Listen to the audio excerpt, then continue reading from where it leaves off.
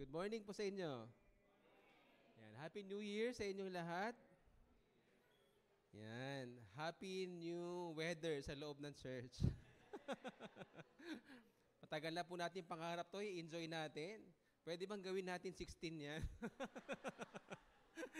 Hindi. Kasi actually yung mga senior po natin nagdala na ng jacket, naka-warmer pa. Gusto na maglagay pa nung sa leg. Yan. Ayan. So, napaka sobrang blessing po ng Panginoon sa atin. Amen. Actually, yung pinambili po dyan ay savings po ng church natin. Hindi po yun sobra. Sinasadya pong magsubi para meron po tayong savings para sa ganun. Pagka meron po tayong kailangan or gusto, ay meron po tayong pambili. At ngayon nga po ay nabili na po natin. Unang-una, syempre, salamat po sa first gen na nag-push po niyan na matuloy. At syempre, yung talagang susi po para matuloy po yan, si Ninong Willie. Nandiyan po sa likod, no? Kakulay po na yung mga aircon natin. Naka-white po siya ngayon. Ayan, so salamat po sa lahat po ng leadership. At alam niyo po, si Lord po talaga ang lahat ng yan, no? Pinagpapala niya po tayo at magpatuloy lang po kayo na magbigay ng ating mga tithes and offering kasi doon po kinukuha talaga yan. Okay? Yan. Purihin ng Panginoon. So, napakaganda po ng preaching series natin. New Beginnings with Christ. Nako. Sino po sa inyo yung gusto na namang magsimula ngayong taon na to? Amen. Sino sa inyo yung nung nakaraan sinimulan mag-diet? Tapos, wala pang isang buwan, huminto na. Sino sa inyo yung binalak na mag-gym, di ba? Mag-exercise, mag-walking, mag-jogging. Tapos, dahan-dahang, nawala. Tapos, gusto na ulit magsimula ngayon. Yan, no? O, ito naman. Sino sa inyo yung nagbalak na matapos ang buong Bible reading? Tapos, natapos na ang December, hindi pa rin tapos. No? Puro Genesis sa simula. Puro Genesis sa simula, no? Nako. Sobrang ang daming ginagawa sa atin ng Panginoon. Ito pa, sino sa inyo yung ang daming plano po sa buhay? Tapos, ang ganda naman ng plano mo, tapos, hindi natupad. Sino sa inyo yung imbis na maganda ang plano, may mga dumating pang problema sa buhay na hindi inaasahan? O kaya naman, sinisikap mong maging malusog, sinisikap mong kumita ng malaki, magtrabaho ng maayos, sinisikap mo yung pamilya ninyo buo pa rin, pero parang hindi nangyayari. O kaya naman, gusto mong maging matuwid ang paglakad mo sa Panginoon. Tapos, eto na, nagkasala ka, narumihan ka, napalihis ka ng landas sa Panginoon. Pero nagdi-desire ka ngayon, taon na to, na magsimula ng bago. Alam niyo po, lahat tayo ay may ganyan, no? May kapalpakan sa buhay. Meron tayong mga pinagdadaanan. Ako, kami nga, pag-isa-isahin po namin yung mga maling decision making namin sa pera, sa relationship. Naku, napakarami po niyan, no? Pero ang kagandahan po niyan, ina-assure po tayo ng theme verse po natin, no? Yung Lamentations 3:22 to 23. Sabi po diyan, pag-ibig mo o Yahweh ay hindi nagmamaliw, kahabagan mo'y walang kapantay. Ito ay laging sariwa bawat umaga, katapatan mo'y napakadakila. Kanta po natin yan. Diba? The steadfast love of the Lord never ceases. His mercies never come to an end. They are new every morning. Great is God's faithfulness. Salamat na lang dahil may promise ang Panginoon, no? Pumalpak man tayo sa buhay, sumabit man, di ba? Yung plano man natin hindi natupad. Pero laging may bagong umaga, laging fresh ang pagmamahal ng Diyos sa atin. Ang kailangan lang natin gawin, bumalik, mag-desire ng bagong beginning. So,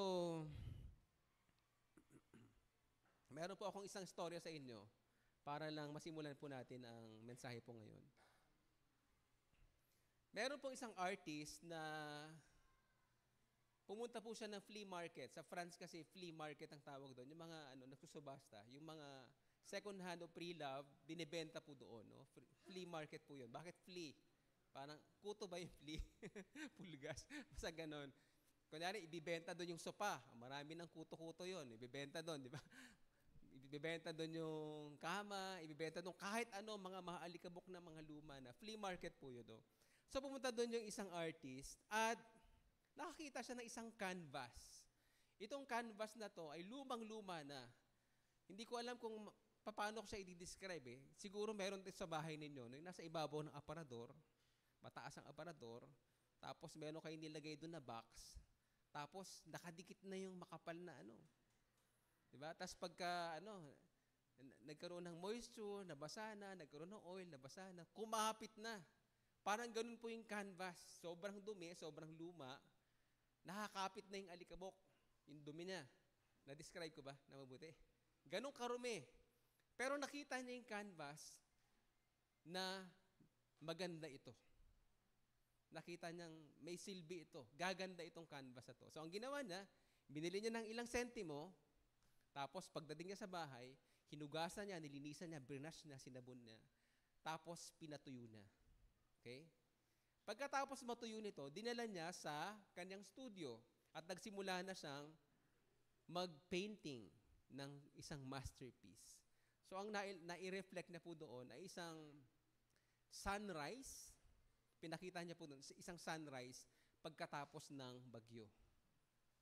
So napaka-vibrant po, napaka-colorful ng picture po doon. No? At dinala niya na sa gallery. At habang naka-display po sa gallery, kinikwento niya yung storya ng canvas at yung storya ng painting niya doon. Alam niyo po, walang makapaniwala sa mga tao na yon ay galing sa flea market. Sobrang dumi ng canvas. Ang nakikita nila ay isang magandang painting. Alam niyo po, ganyan din ang buhay natin. Ganyan ang buhay po natin. Minsan akala natin wala ng pag-asa. Sobrang dumi. Sobrang makasalanan na tayo. Sobrang wala ng pag-asa sa buhay. Pero ang Panginoon, ang tingin niya sa atin ay isang magandang obra maestra.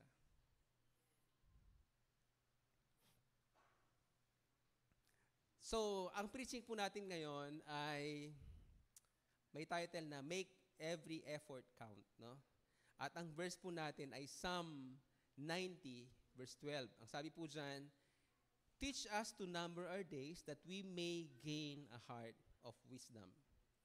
Sa Tagalog po, ipaunawa nyo sa amin na ang buhay namin ay maiksi lang upang matuto kaming mamuhay ng may karunungan. Manalangin po muna tayo.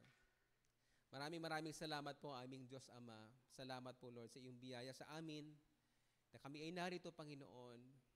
Salamat sa presensya mo, Panginoon, sa aming awitan pa lang, Panginoon. We really felt your presence in our midst, Panginoon. At kapag ka naroon ka, Panginoon, talaga namang napupuno ang aming mga puso. Napufulfill, Panginoon, kami. At nasasabi namin, wala kaming ibang kailangan kundi ikaw, Panginoon. Maraming salamat po, Lord, sa lahat ng biyaya nyo, sa lahat ng pagpapala nyo, Panginoon, sa amin. And right now, Father God, hayaan nyo na ang salita mo, Panginoon, ang siyang maging pagkain naman, Panginoon, ng aming mga puso at kaisipan, Panginoon, ng aming mga spirito, ng aming kaluluwa, Panginoon. Hayaan mo lang, Panginoon, na ma-enjoy namin kung ano ang nais mong marinig namin, Panginoon. Dahil alam namin na kapag narinig ka namin, nakuha namin, Lord, yung mensahe mo, Panginoon. Ito, Lord, ang siyang magpapalago, Panginoon, sa amin. Ito, Lord, ang magbibigay ng katagumpayan, Panginoon, sa amin. Ito, Lord, ang magkukorek, Panginoon, sa amin at magre-rebuke. Ito, Panginoon, na magtuturo, Panginoon, sa amin. Maraming salamat po, Lord. Hayaan mo na maging bukas ang aming mga puso, ang aming spiritual eyes and spiritual ears para marinig ka namin sa araw na ito, Panginoon. Maraming salamat po, Lord, sa pangalan ni Jesus. Amen. Make every effort count. No? Alam niyo po yung effort? Yung effort po, yung landingan ng F-lane. Okay. Make every effort count. Pag tinagalog, parang word by word, parang hirap tagalogin, no? So, by background po, ang Psalm 90, ito po ay ang only psalm na sinulat o attributed kay Moses. Aba, 'di ba kay King David saka yung mga musicians na noon, mga music director na noon na nagsulat, 'di ba? Pero itong psalm na ito ay sinulat ni Moses. At kasama po doon sa Book of Psalms. Ibig sabihin talagang na-relive, nabuhay ulit yung mga panahon ni Moses. Nung kapag ka po aawitin na itong Psalm 90. Ibig sabihin, pwede natin sabihin na ito yung pinakamatandang psalm. Kasi si Moses ang nagsulat, di ba? At ang laman po nito ay isang awit ng tungkol sa puot o galit ng Diyos sa mga tao. Kayo ba, kumakanta ba kayo ng gano'n? Yung galit ng asawa ninyo, kakantayin ninyo? Hindi, di ba? O kaya galit ng sino man. Dito po, itong psalm na to, yun yung awit, yung laman ng awit po nito, na puot po ng Diyos sa kasalanan ng Israel, no? Pero, meron pong, pagdating sa verse 12, ito po ay panalangin na ma-realize ng mga tao na napakaikli ng buhay. At ang awit po na ito ay humihiling ng karunungan mula sa Diyos na kung paano siya mamumuhay ng may karunungan at naging matagumpay na pamumuhay. No? So ito po yung panalangin po dito. Ito po yung Psalm 90. And specifically yung verse 12. So ang tanong po, na-realize na ba natin na napakaikli ng buhay? Na-realize naman natin yan? Siguro yung mga bata, no, parang hindi nyo maiisip maikli ba? Nagsisimula pa lang ako no? Pero yung matatanda na, nasasabi nila yan. Kasi ang dami pa nilang naiisip na gawin, pero maikli na yung buhay. Kanina nga dumating si Brother Steve. Si Brother Steve, di ba, macho, pero matanda na siya, 73? 73, ganyan siya ang edad niya. Pero kanina, nakatungkod siya.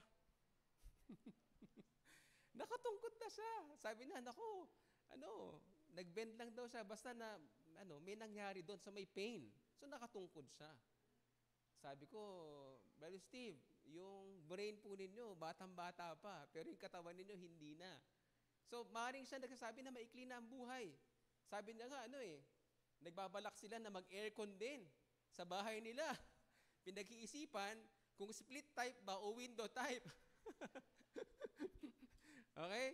Sabi ni Brother Steve, window type. Ganyan. Sabi ni Stephen yata, dapat split type. Ganyan. So, ang sinasabi niya kanina, maikli na ang buhay namin. Pwede na sa amin kahit ano. O, di ba? So, ibig sabihin, ang katotohanan, maikli talaga ang buhay. Okay? So, dapat nare-realize natin na maikli talaga ang buhay. Kaya naman, dapat hindi ito masayang. Di ba? Hindi dapat masayang ang buhay kasi maikli lang Ang tanong ko pa, humihingi ba tayo ng karunungan sa Diyos kung paano tayo mamumuhay ng may karunungan? Kasi pagka mali-mali, di ba? Sayang yung oras, sayang yung panahon, sayang yung taon. Di ba?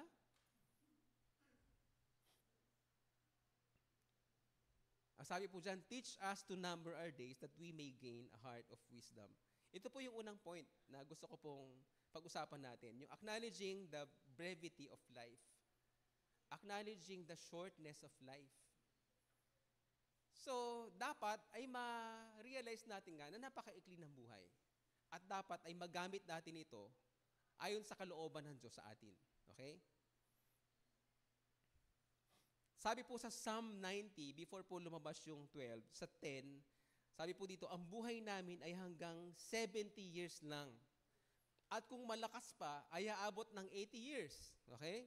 Ngunit, sabi niya dito, ngunit kahit ang aming pinakamagandang mga taon ay puno ng paghihirap at kaguluhan. Ako, pag umabot pala ng ganyan, parang hindi rin pala masarap, di ba? Ano pa? Talagang hindi magtatagal ang buhay namin at kami ay mawawala. So that's the realization na. Okay? Alam niyo po, according sa WHO, 5 years ago, ang average life expectancy po ng isang tao ay 73 years. Okay? Sino ang 70 dito? Taas kamay. May 3 taon na lang po kayo. Ilan na po kayo? 73 po kayo. Next year po, bonus na yan. Okay. Diba, no? Ibig sabihin, yan po ang life expectancy. At ang sabi po ng Bible, by the way, gagayahin ko po kayo kasi malamang masunurin po kayo sa mga magulang ninyo, di ba? Kasi pag masunurin sa magulang, humahaba ang buhay. Amen. Di ba? Okay. Ang sabi po nila, si Pastora Minda ay haabot pa ng 75.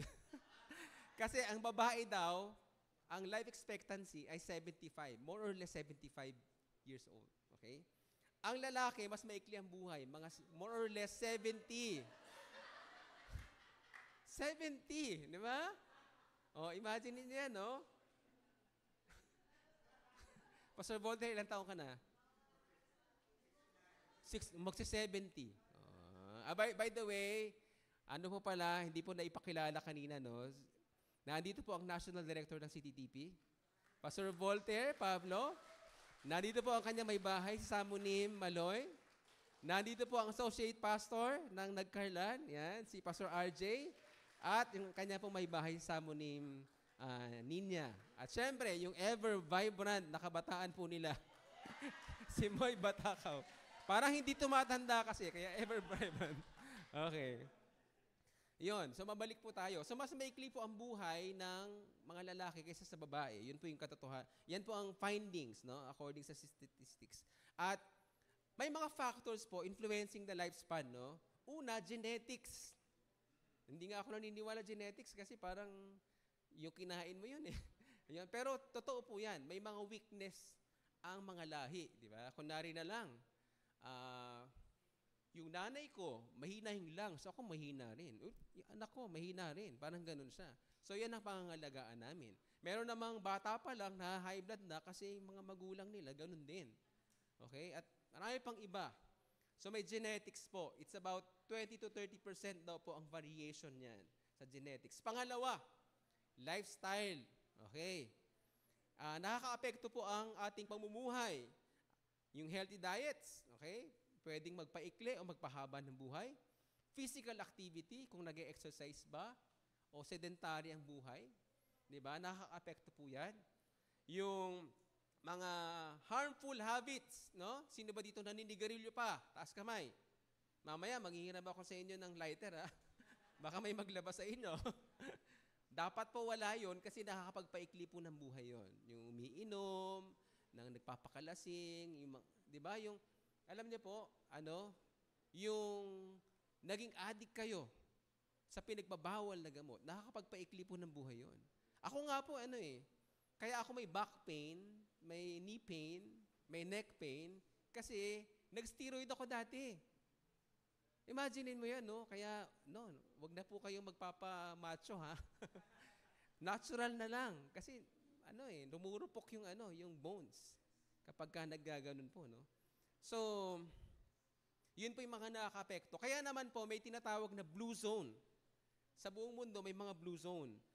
Sa may mga bansa, hindi buong bansa na andun yung mga mahabang buhay. Yung nagwa-100 lagi yung buhay nila, marami po doon. Yung mga blue zone na ito, nandun po yung mga nabanggit ko. Healthy lifestyle, and usually, ang kinakain nila ay plant-based. Ganon. So, kaya damihan talaga natin ng ang mga gulay-gulay natin, di ba? Kasi yun ang nagpapahaba ng buhay. Pangalawa, yung masipag sila, active ang kanilang physical, ang kanilang lifestyle talaga. Hindi sila umuupo-upo lang. May ginagawa sila. Ito po yung pangatlo na nabanggit doon. And dapat po sikapin din natin na maging ganito tayo. Ano po yun? Stress-free life. O, ibig sabihin, pag problematic po tayo, umiikli din ang buhay natin. Si Lord ang nagbibigay, ang nagtatakda kung gaano kahaba, pero may part tayo doon. Kasi hindi natin nga alam kung gaano kahaba eh. Kung gaano kaikli. Sabi maikli, di ba? Actually, ano tayo dyan eh. Subjective tayo kasi ang alam natin maikli. Pero si Lord, sakto yun. Di ba? Sakto yun sa Panginoon. Serban mo yung buhay mo. Sakto yun. Kaya naman, may effect po yung lahat ng gagawin natin ito in order na umikli o humaba ang buhay po natin. Siyempre, yung sumunod pa, yung healthcare access, pag malayo sa ospital, nakaka-apekto po yun. Pagka yung gamot ay readily available, nakaka-apekto po yan. At yung pinakahuli, yung environment. Safe living condition. Kaya naman po, di ba? Pagka naandun ka sa lugar na nagsasaksakan, kapitbahay mo, nagsisigawan, di ba? Kahabulan ng nagbabarilan, di ba? So, maaaring ikli din ang buhay mo eh, di ba? Di ba, no? Ikli din. Sa nervyos. Di ba? Marami pang iba. Kung hindi ikaw yung nasaksak, di ba? Ikaw yung na-stress, nakasaksak ka. Ganon siya. So, kasama na po yung environment natin. Ano pa? Yung clean water, di ba? Pollution. Yan, kasama na po yan. At marami pa pong iba. So, ano pong point ko dito? Kung ang buhay ay maikli lang, ano ang gagawin mo dito? Pag ang buhay ay maikli lang, na-realize mo na, maikli pala ang buhay. So, ano gagawin ko? Ayun po yung pangalawang point natin. Okay? Ang pangalawang point, the call to number our days. Parang pareho din po ng number 1, life is short. So, mananalangin tayo, Lord, teach us to number our days. Wala po tayong ibang pupuntahan. Hindi natin kayang pahabain ang sarili nating buhay. Si Lord ang magbibigay sa atin nito. Lord, teach us to number our days. So, ang ibig sabihin ng number our days, to number our days is to live with intentions. Meron kang plano, may balak ka. Di ba? Pero yung plano mo, it doesn't mean na pag may plano ka, tama na yun. Tama? Kasi kailangan, plano rin ni Lord sa iyo yun. Dapat purpose ni Lord ang purpose mo. Plano ni Lord ang plano mo. Kaya yung plano natin nagkakaroon ng meaning dahil ang ginagawa natin, ang plano natin ay ang plano rin ng Diyos. Walang kabuluhan. Kaya naman, dapat, ang ibig sabihin po nung number our days is to live with intentions, with meaning, and with purpose. To number our days means recognizing that every day is a gift from God. Hindi ba kayo namamangha po? Nagigising kayo sa umaga. Nakakamangha, di ba? Kasi wala kang, hindi ka nag-iisip noon pag natutulog ka. Pero, nagigising ka sa umaga. Imagine po ninyo yung hirap ng pinagdadaanan ng merong ischemic, ang tawag doon? Yung lumulukso yung heartbeat, tapos naghahabol ng Imagine po niyo yun, naghahabol, natutulog bilang maghahabol, no? ng hininga, no? Pero nakakamangha, di ba? Nagigising ka sa umaga. Kasi, gift sa'yo ng Diyos ang buhay mo. Amen. Sabi mo sa katabi mo, lagi kang may gift galing sa Panginoon.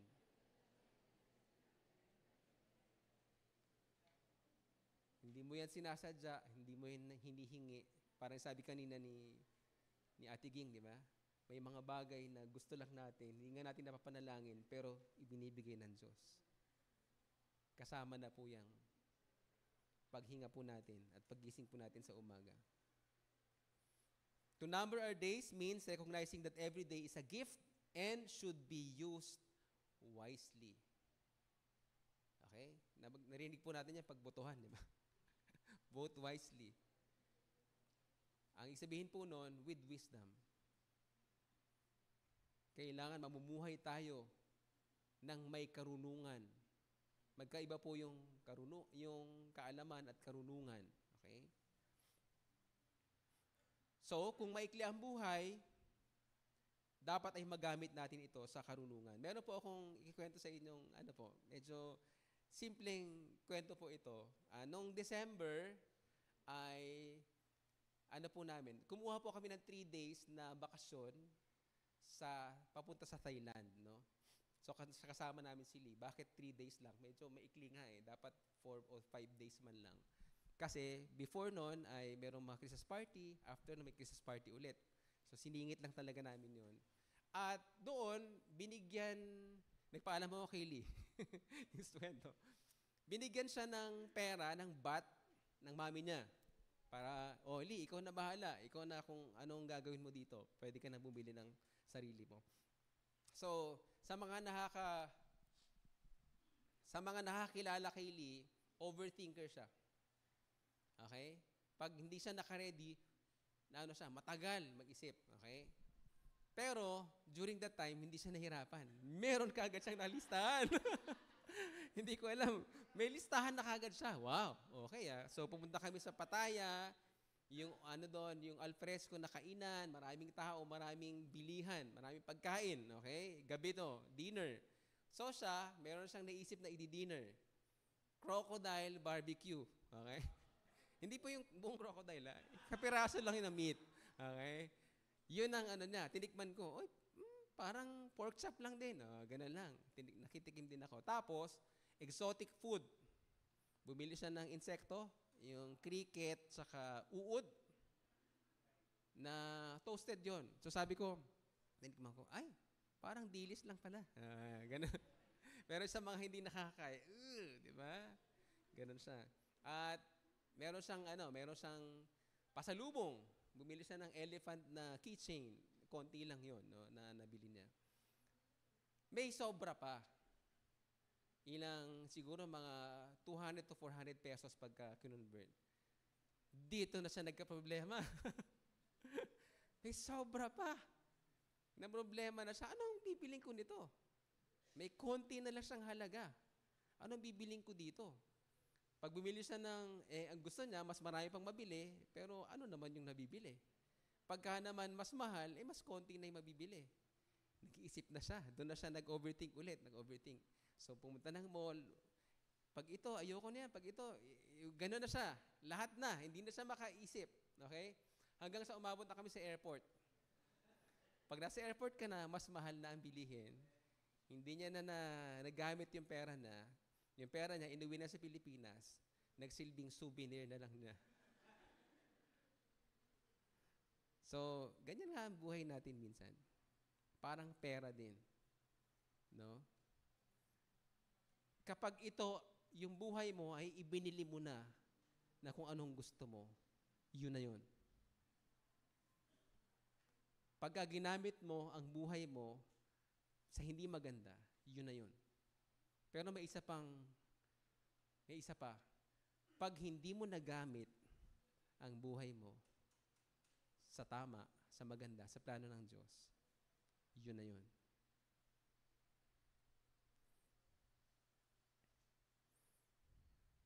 Ang sabi po sa Ephesians 5:15 to 16, be very careful then how you live, not as unwise, but as wise, making the most of every opportunity because the days are evil.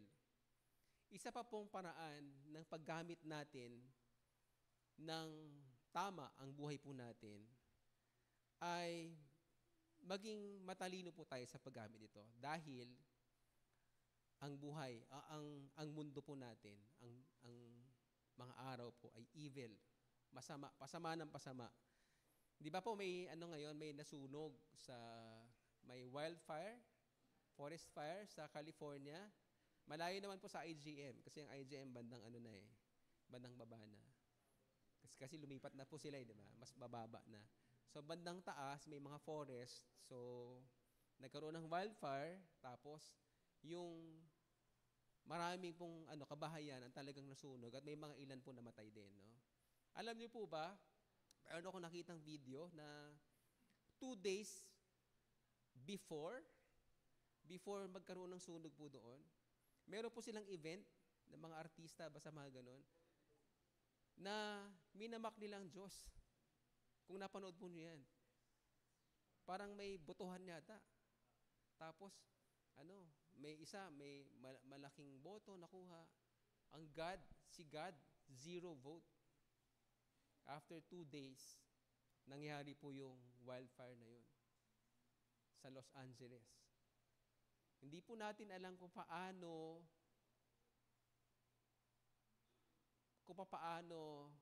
nagbibigay ng parusa ang Panginoon. Hindi natin alam. Kasi may mga Kristiyano rin po doon sa lugar na yun. May mga Filipino nga di ba? Pero ang alam po natin, ang katotohanan po niyan, hindi dapat minamak ang pangalan ng Panginoon. Matindi po yun. So isa lang po yan sa evil things ngayon. Tapos ngayon, di ba? Sobra na yung katwiran nila, no? Sobra na pong sobrang sinful ng kanilang mga isip na. At hindi lang po syempre yan sa Amerika, even sa iba't ibang panig po ng mundo, no? The days are so evil. Kaya daw po, kailangang maging wise tayo sa paggamit po ng buhay natin. So, saan natin in-spend ang buhay natin? Kahapon po, ang title po is Reset, di ba? Yung seminar and workshop and retreat, no? May reset po na tinatawag. Nangangarap nga ako sana may reset button na lang talaga tayo no? Parang mari-refresh yung parang cellphone o laptop, di ba? Mari-refresh na lang, ang bilis sana no? Pero hindi kasi ganun ang process sa buhay natin. Iisa-isahin talaga Kailangan halukayin ang buhay natin at ayusin ng Panginoon. Willing ka ba na ayusin ng Panginoon ang buhay mo?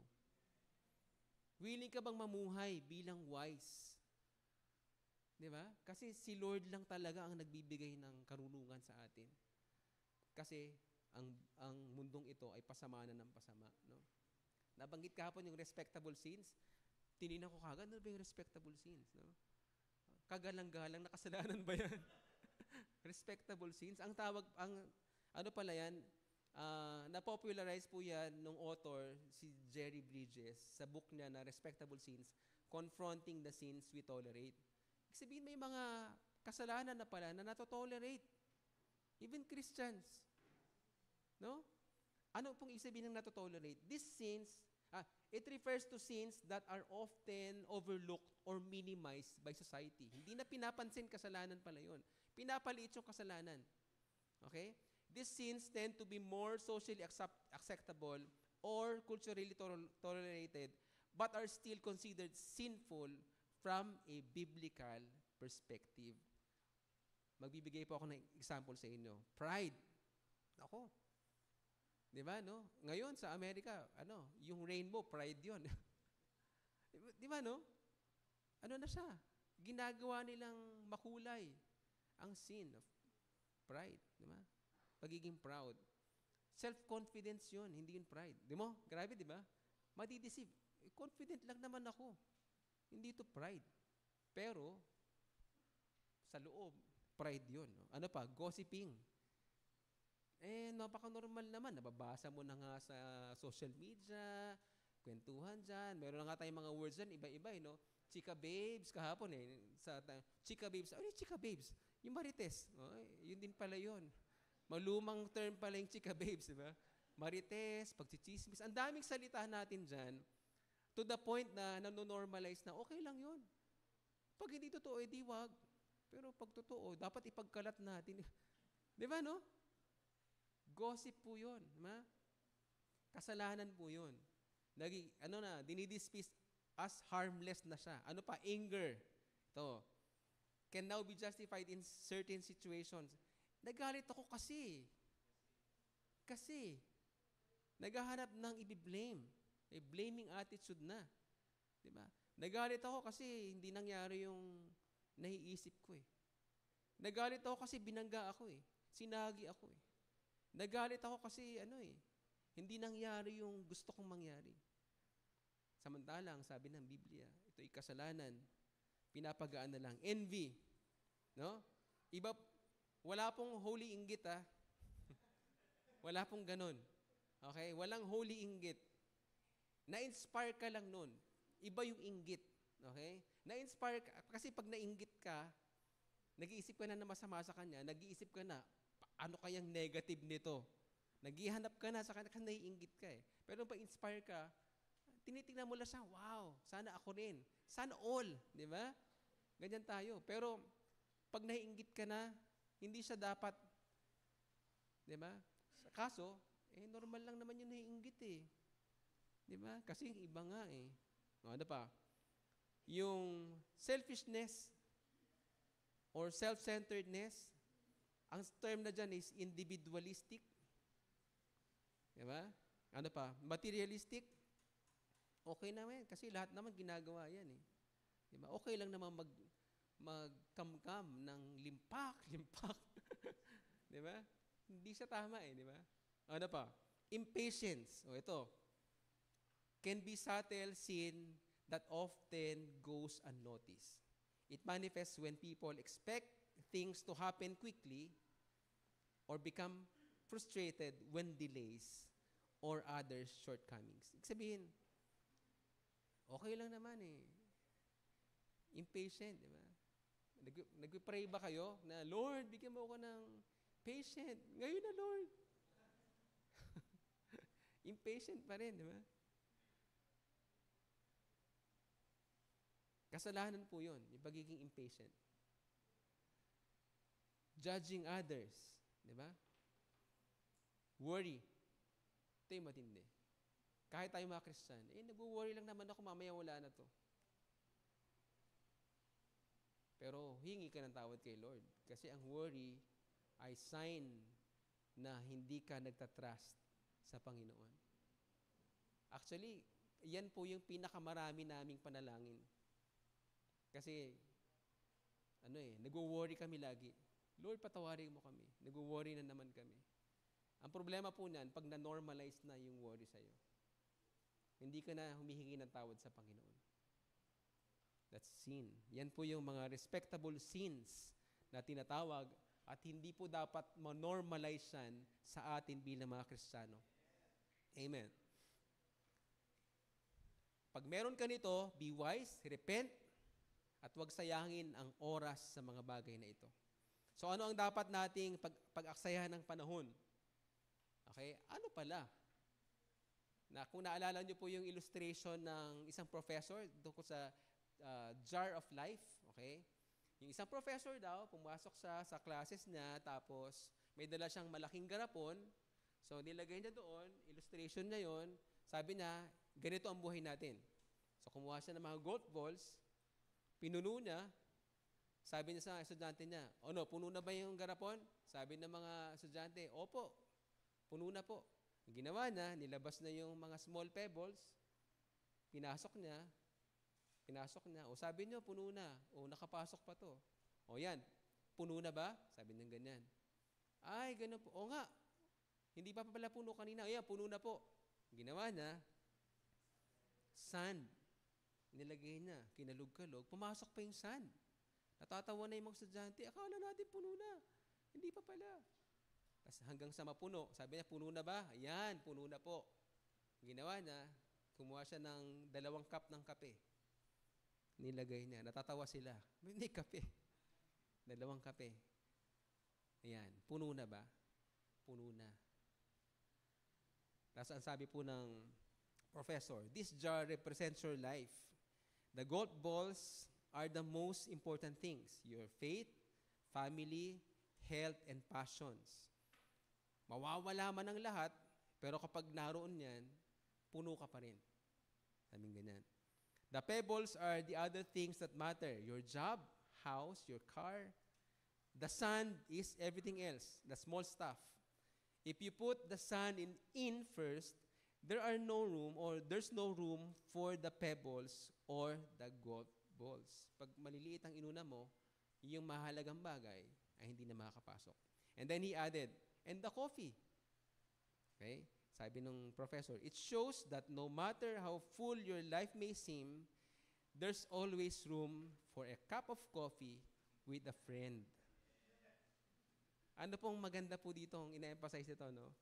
Pahalagahan po natin ang paggawa ng meaningful relationships.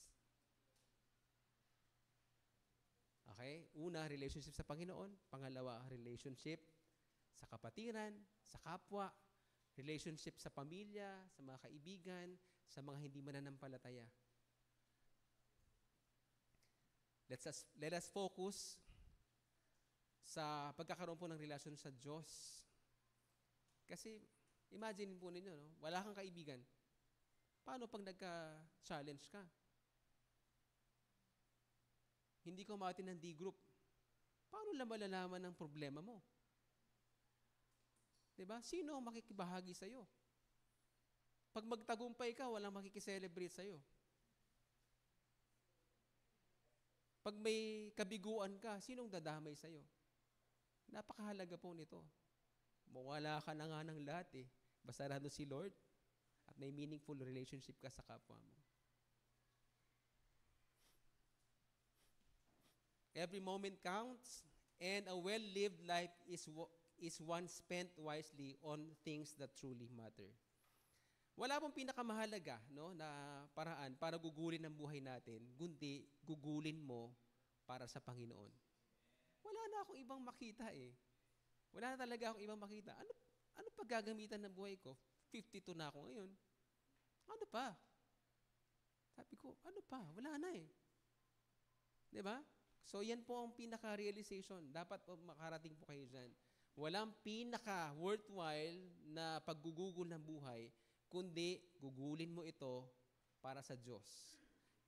Gamitin natin na may karunungan, dahil kung hindi, pagsisisihan po natin ito bandang huli. Hindi natin magagamit, just like yung pera na natira. Pero kung gagamitin natin ito para sa Diyos, hindi natin pagsisisihan. Kaya po, let's evaluate how are we spending our time. Ang tanong po, are we investing our time in the things that will have eternal value? Okay? Pangatlo po na point is gaining a heart of wisdom. Sabi po doon sa verse natin, that we may gain a heart of wisdom. Ang wisdom po, wisdom is not just knowing the right thing to do, but actually applying it in our lives. Ang wisdom, hindi mo lang nalaman. Knowledge lang yun, di ba? Yung knowledge in action, yun ang wisdom. Pag may effect na sa'yo, dahil pinapamuhay mo na yung natutunan mo, ayun po ang wisdom, no? Pero, may dalawa parang klaseng wisdom. Wisdom of this world at godly wisdom. Wisdom galing sa Diyos. Worldly wisdom refers to knowledge, understanding, and practices derived from human experiences, sa culture or reasoning, rather than from God's truth as revealed in the Bible.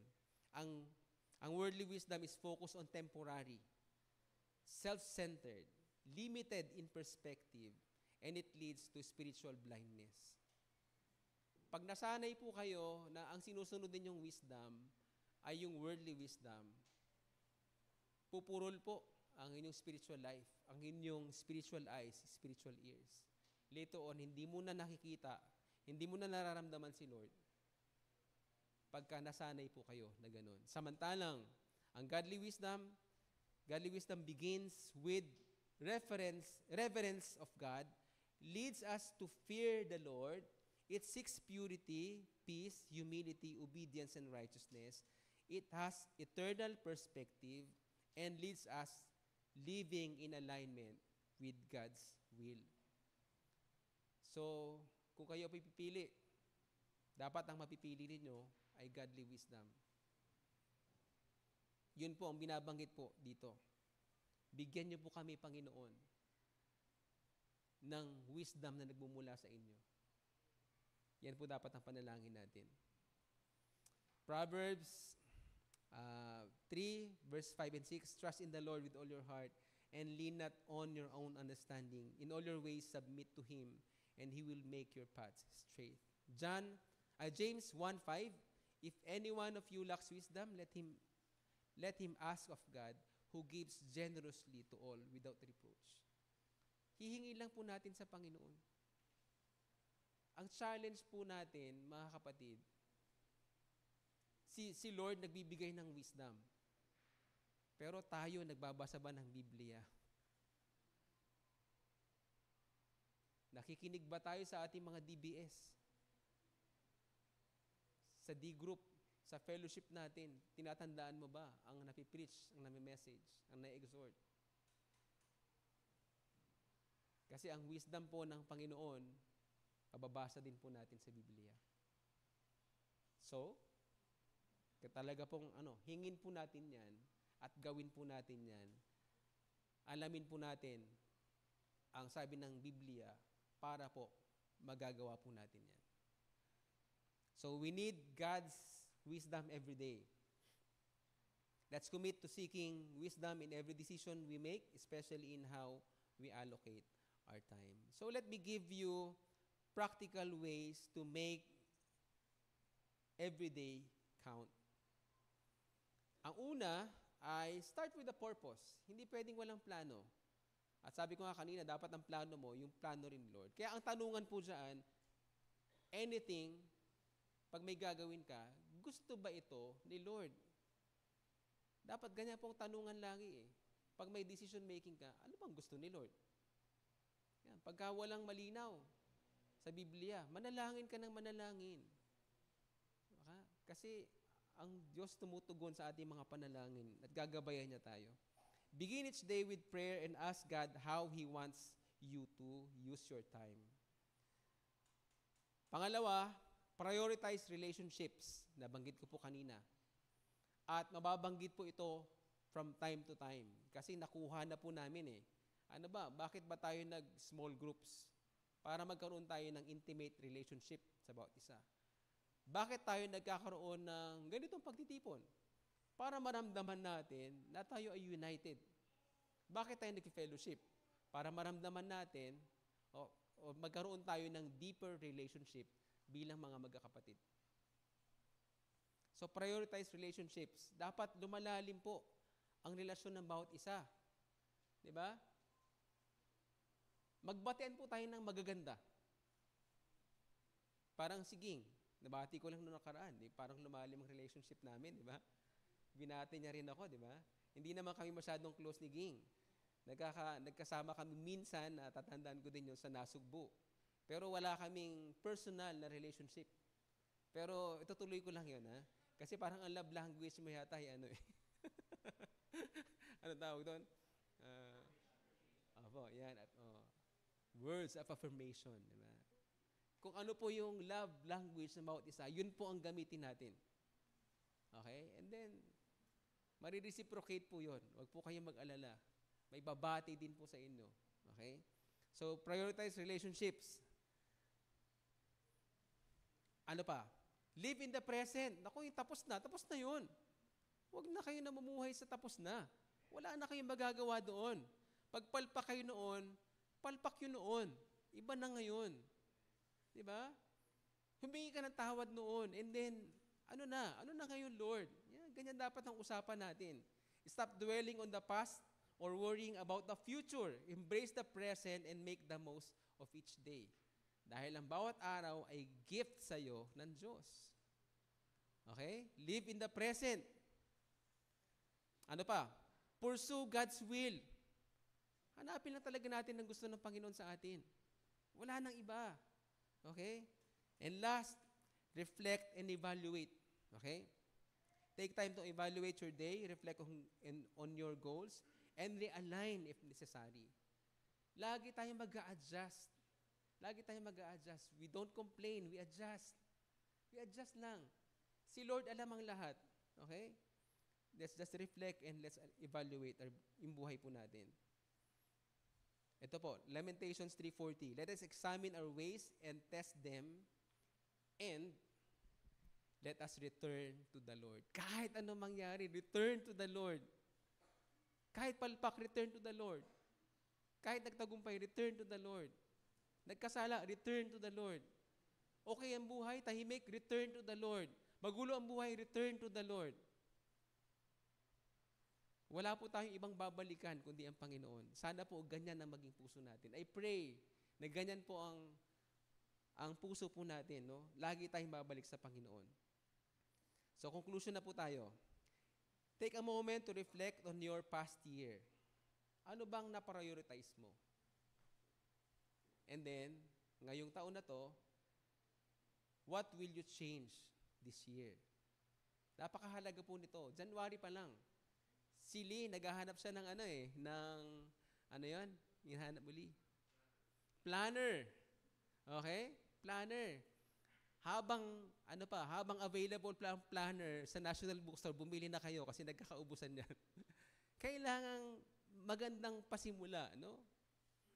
Ano na ang i-change mo ngayon? Isulat na po doon. And then, huwag po natin kakalimutan na each day is a gift from God. So let's live it to the fullest, making every day count for His kingdom. Let me end this. Babalikan po natin yung kwento kanina tungkol sa canvas. Alam niyo po, para talaga tayong canvas, no? Na binibigyan tayo lagi ng Panginoon ng second chance. Actually, second chances. Taon-taon. Pwede ko ang sabihin, araw-araw tayo binibigyan ng second chance. Diba? Kung willing lang tayo na magpagamit sa Panginoon, kung willing lang tayo na bumalik sa Panginoon, ang Panginoon nagbibigay ng second chances. So, encourage you, I hope and I pray na sa taon na ito, talaga pong tingnan natin ang second chance na binibigay sa atin ng Panginoon.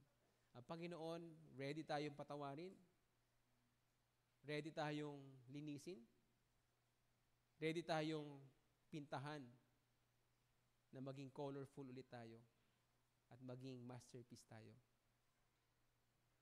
Wala pong pangit na plano ang Diyos sa atin. Lahat ay magaganda. Amen.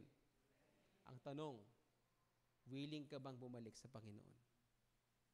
So this year, bumalik po tayo sa Panginoon at magpagamit po tayo sa Kanya. Manalangin po tayo.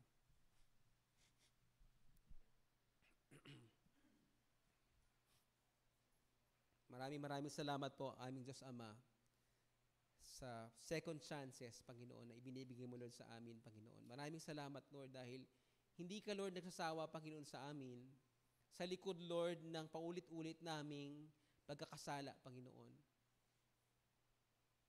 Salamat, Lord, dahil ang biyaya mo, Lord, sa amin, Panginoon, ganun mo kami kamahal, to the point na pag kami, Lord, ang mag-iisip, Lord, wala nang kapatawaran eh. Pero dahil ganun mo kami kamahal, na ibinigay mo ang Panginoong Jesus para kami ay iligtas sa tiyak na kapahamakan, tiyak na kaparusahan ng kasalanan namin, Panginoon. Maraming salamat po, Lord, sa pag-ibig mo sa amin na hindi, Lord, nahuubos, Panginoon. Maraming salamat po, Lord, sa biyaya mo, Panginoon, na we are not worthy of anything, Panginoon. Pero you just love us, Panginoon. Maraming salamat po, Lord, sa pagmamahal ng Panginoon. Narito kami, Panginoon, humaharap sa inyo, panibagong taon, panibagong buhay, panibagong araw, Panginoon. Ang patuloy namin dalangin, Panginoon, makita namin ang sarili namin, Panginoon. Kung ano ang plano mo sa amin, makita namin na ito dapat, Panginoon, ang aming ginagawa, Panginoon. Lord, hayaan mo na magkaroon kami ng wisdom na nagmumula, Panginoon, sa inyo para ipamuhay namin, Lord, kung ano yung pinagkatiwala mong buhay sa amin. Alam namin, Panginoon, hindi mo kami pababayaan, Panginoon. Kaya naman, ang patuloy namin dalangin, ang plano mo lang ang siyang maganap namin, Panginoon. Ang kagustuhan mo lang, Panginoon, ang siyang masunod namin, Panginoon. Lord, may mga times na papalpak na naman kami sa buhay, Panginoon. Hayaan mo lang, Lord, na bumalik lang kami sa inyo. Dahil alam namin, Panginoon, na ikaw ay nagpapatawad na Diyos. Na ikaw, Lord, ang kailangan lang namin sa buhay na ito, Panginoon, wala nang iba, Panginoon. Maraming salamat po, Lord, sa kapatawaran. Maraming salamat po, Lord, sa pagtanggap mo, Panginoon, sa amin. Maraming salamat po, Lord, sa biyaya mo, sa pagpapala mo, Panginoon, sa amin. Patuloy namin dalangin, Lord, yung katulad, Lord, ng panalangin ni Moses doon sa Psalm, Panginoon. Ma-realize namin na ang buhay namin na maikli. Bigyan mo kami ng karunungan, paano namin gagamitin ang buhay namin. Para, Lord, magkaroon kami ng meaning, ng purpose, at mapagtagumpayan namin, Panginoon, ang buhay na ito. Maraming salamat po, Lord. Ito po ang hiling namin sa inyo sa pangalan ni Jesus. Amen. Bago po tayo magwakas, ay meron lang po tayong ilang announcement. So, ang unang announcement po ay itutuloy po mamaya yung No Longer I Retreat and Workshop. So, hanggang Sabado pa po yan at hanggang Linggo po ulit next week. So, napakaganda po ng aming learnings po, no? Talagang nare-refresh po kami at nare-reset. Yan po yung pinakamagandang gawin. No? Yan po yung pinakamagandang gawin. So, sa mga hindi po nakadalo dahil po sa attendance, ay uulitin na lang po ito. I-echo na lang po ng inyong mga leaders po. And then, pangalawa na ating event ay newness. Ito po yung CTTP Prayer and Fasting na days sa January 22 to 24. Ito po ay meron pong online na gagawin. So, makikisabay po tayo. Magkakaroon na lang, ibibigay na lang po sa inyo yung mga information pa patungkol dito. Pero paghandaan po natin kung ang CCF ay may ganito, kung ang Victory may ganito, ang CTTP ay may ganito rin. Okay? Kaya po no? Talagang gawin po natin ang lahat ng yan. Napakaganda po ng prayer and fasting. And then, panalangin po natin, malapit na po ang anniversary month natin, no? Ilang taon na? 47. Yeah, 47 na. February po yan. Tapos ipanalangin po natin yung mga events, no? Meron po tayong LCM para sa teens, para sa mga young adults. May couples fellowship tayo, okay? Tapos mag-invite po tayo ng guest para po dun sa pinaka-finale po natin. And then, patuloy po natin ipanalangin yung Nasugbu Church po natin. Alam niyo kung bakit? Kasi yung atin pong pinapanalangin na magkaroon na doon ng regular na manggagawa ay mukhang meron na po. Okay? Mukhang meron na po. Purihin ang Panginoon, no?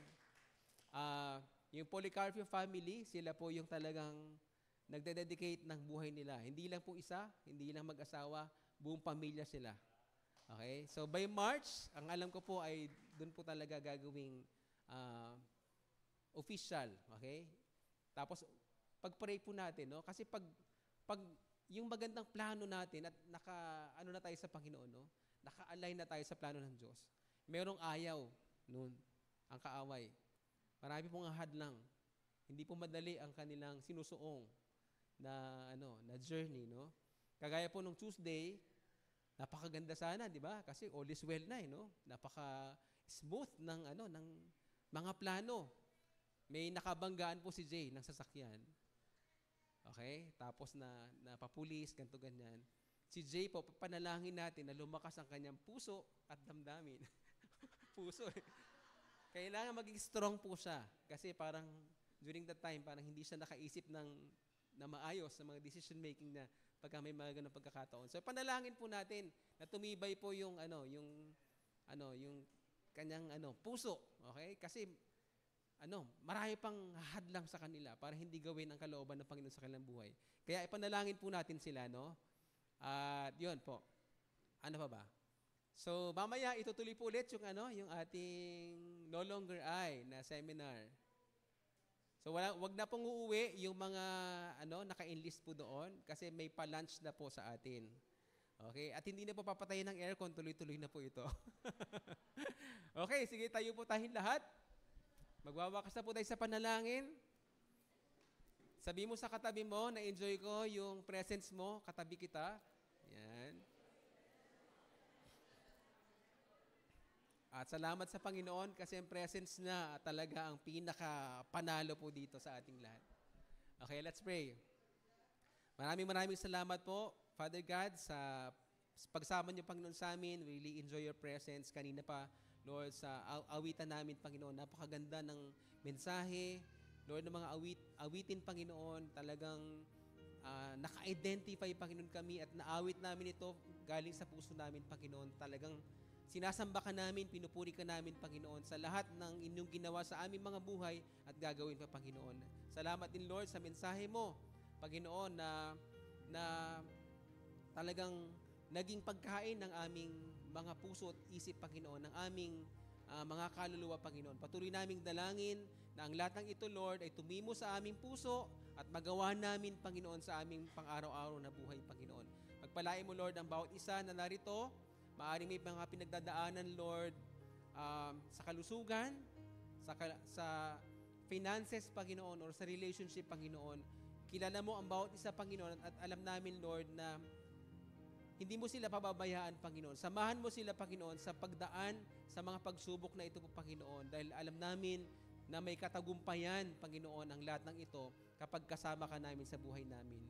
Lord, pagpalain mo, Lord, kami, ang aming mga trabaho, ang aming mga negosyo, Panginoon, para sa ganun, Lord, talagang hindi na ito makahadlang sa aming paglilingkod, Panginoon, sa inyo, at talagang makapag-contribute pa ito, Panginoon, sa ikakalago ng inyong iglesia, at para mag-expand lalo, Panginoon, ang kingdom mo, Panginoon. Maraming salamat po, Lord.